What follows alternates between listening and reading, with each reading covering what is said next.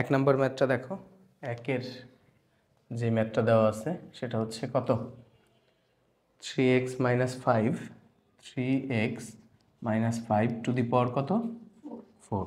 এটাকে কি করতে বলছে, এক্সের সাপেক্ষে অন্তরক নির্ণয় করতে বলছে। সো এটারে ডিডিএক্স করতে বলছে, অন্তরক মানে ডিডিএক্স নির্ণয় করা। সো এটাকে ডিডিএক্স করতে বললে এদিকে দেখো দুইটা অপশন আছে আমাদের কাছে। যদি এটা টু দি পাওয়ার 4 না হয়ে স্কোয়ার বা কিউব হইতো, তুমি সেই সূত্রে ভেঙে দিতে পারতা। কি করতে পারতা, সূত্রে ভেঙে দিয়ে তারপরে ডিফারেন্সিয়েশন করলে এটা একটা পদ্ধতি। কিন্তু দেখো অঙ্কটায় আছে পাওয়ার কত, 4। টু দি পাওয়ার 4-এর সাধারণত আমাদের সূত্র জানা নাই, আমরা কিউব পর্যন্ত সূত্র মুখস্থ রাখি, তাই না? সো এইটাকে ওই ভেঙে করাটা যেহেতু কঠিন, আমরা এই ভেতরের অংশটাকে কি ধরবো, এক্স চিন্তা করে নিব। ধরে নিলাম যে এইটা এক্স, এটা মনে মনে চিন্তা করো যে এইটা হচ্ছে এক্স।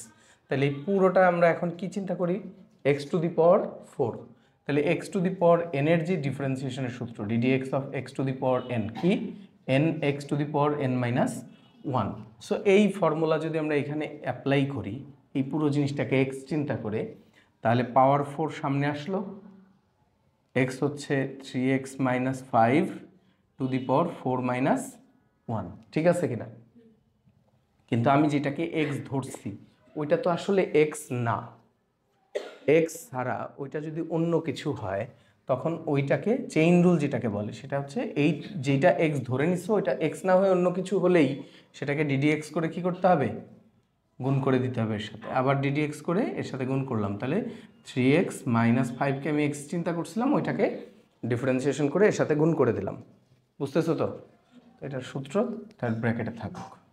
সো এইটা কি আসতেছে, 4 ইন্টু এই জায়গায় কত, 3x মাইনাস 5 টু দি পাওয়ার 3।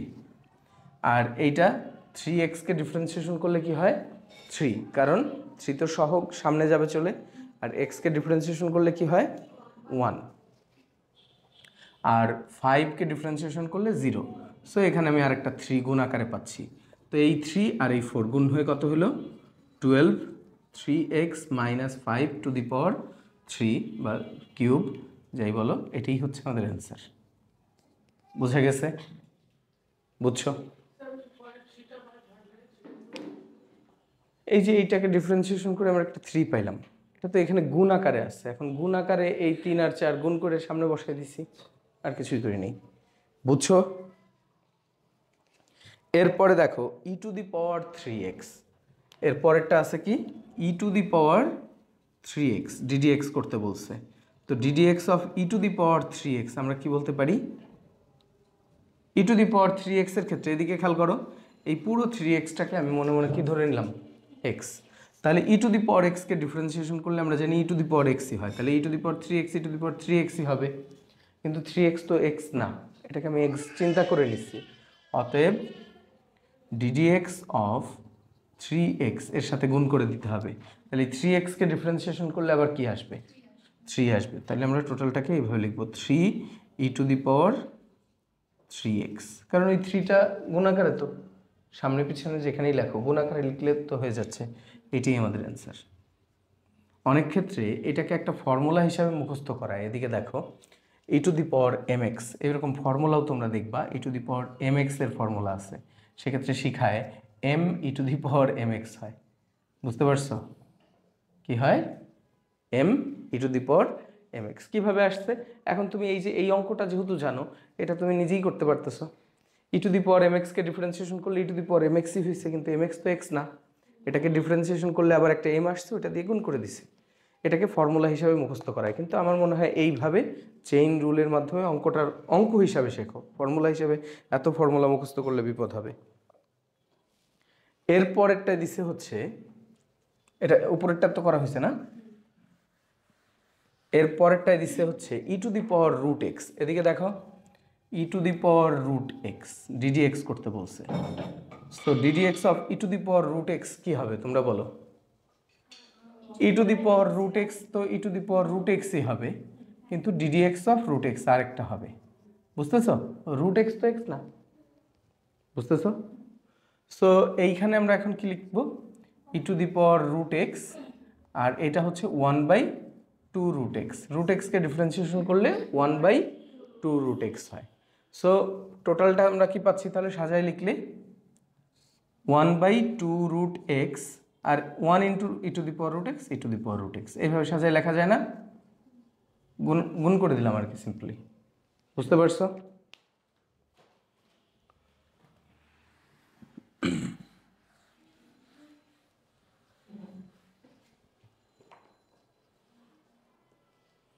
এরপরটা আছে e to the power sine x. এদিকে দেখো, e to the power sine x DD x করতে বলছে, কি হবে বলো? E to the power sine x, e to the power sine এক্সই হবে, তাই তো? কিন্তু সাইন এক্স তো এক্স না, তাহলে ডিডি এক্স অফ সাইন এক্সের সাথে গুণ করে দেব। তাহলে সাইন এক্সকে ডিফারেন্সিয়েশন করলে আবার কজ এক্স পাওয়া যায়, সেই কজ এক্সটাকে সামনে লিখতেছি আমরা, cos x into e to the power sine x. কথা কি বুঝছো? এটাই আমাদের অ্যান্সার।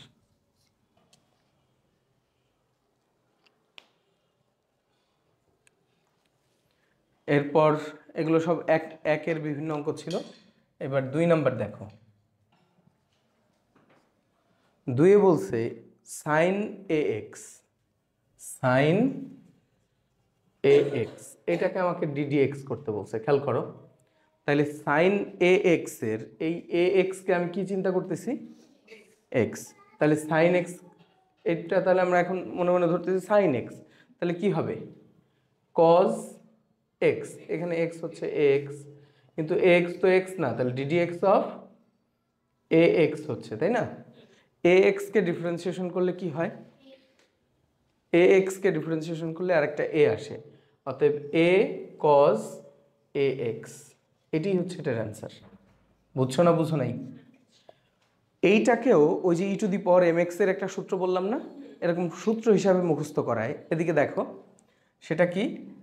এইভাবে দেখবা যে d d x of sine m x, sine m x equal to m cos m x, m cos m x, এইভাবে সূত্র মুখস্থ করানো হয়। আমি এই সূত্র মুখস্থ করার পক্ষপাতী না, এটা যদি তুমি অঙ্ক হিসাবে মনে রাখো, দেখবা অনেক সূত্রের হাত থেকে তুমি বেঁচে যাচ্ছ।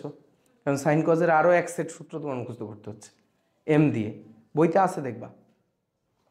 তো এরপরে কি আছে দেখো, সেক 5x + 3, এটা হচ্ছে সেক 5x + 3 ডিডি এক্স করতে বলছে।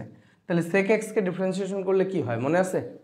সেক x into tan x, sec এক্সকে ডিফারেন্সিয়েশন করলে কি হয়? Sec x into tan x. তাহলে দেখো, সেক এক্স মানে 5x + 3, এই পুরোটাকে তো তুমি এক্স চিন্তা করছো, তাহলে সেক এক্সকে ডিফারেন্সিয়েশন করলে ফর্মুলা হচ্ছে sec x into tan x. তাহলে sec x into tan x, tan x হচ্ছে 5x + 3, বাট এটা তো এক্স না, তাহলে ডিডি এক্স অফ 5x + 3। তাহলে 5x + 3কে ডিফারেন্সিয়েশন করলে আরেকটা কি পাচ্ছি আমরা? 5x এর থেকে আসতেছে 5, 3 তো 0 হয়ে যাচ্ছে, বুঝতেছো? সো আলটিমেটলি আমরা পাচ্ছি 5 সেক এক্স মানে সেক 5x + 3 ইন্টু ট্যান 5x + 3, এটি আমাদের অ্যান্সার। বুঝছো না বুঝো নাই?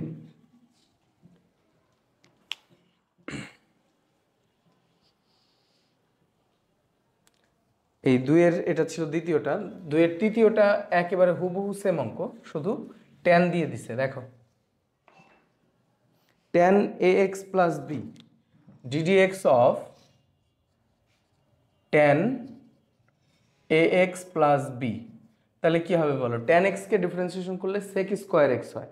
সো এই পুরোটাকে আমি এক্স চিন্তা করলে এটাকে আমরা লিখবো sec square a x plus b, কিন্তু এই যেটাকে আমি এক্স ধরে নিছি ওইটা তো এক্স না, তাহলে ডিডি এক্স অফ কি লিখতে হচ্ছে?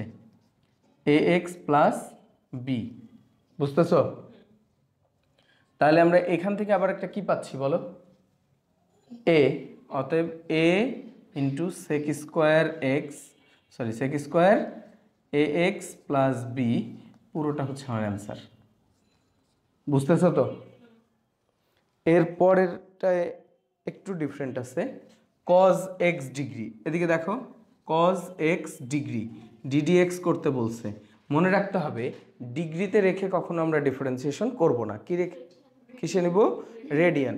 তাহলে যখনই দেখো এইটাকে তুমি সরাসরি কজ ডিগ্রি লিখে দিতে পারো, কজ সাইন এক্স ডিগ্রি লিখে দিতে পারতাম, মাইনাস সাইন এক্স ডিগ্রি, কিন্তু এটা করা যাবে না। তাহলে ডিগ্রিকে প্রথমে কি হিসেবে আনতে হবে? রেডিয়ান। রেডিয়ানে নেওয়ার পদ্ধতি আমরা জানি না। তাহলে DD x of cos x কী হবে বলো? X pi by 180, pi by 180 দিয়ে গুণ করলে সেটা কি হয়? রেডিয়ানে চলে যায়। সো এইবার আমরা ডিফারেন্সিয়েশন করতে পারবো। সো এটা কজকে ডিফারেন্সিয়েশন করলে কি হয় বলো? Minus sine x pi by 180 degree.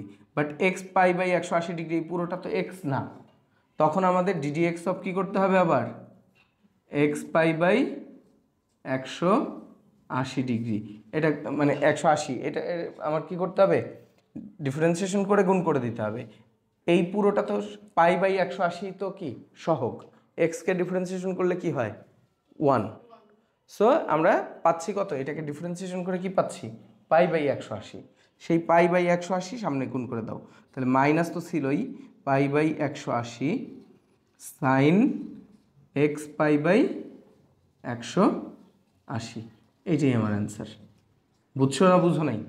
তাহলে ডিগ্রির এই অঙ্কটা একটা স্পেশাল অঙ্ক, কারণ ডিগ্রিতে থাকলে তোমাকে সেটাকে রেডিয়ানে নিয়ে করতে হবে।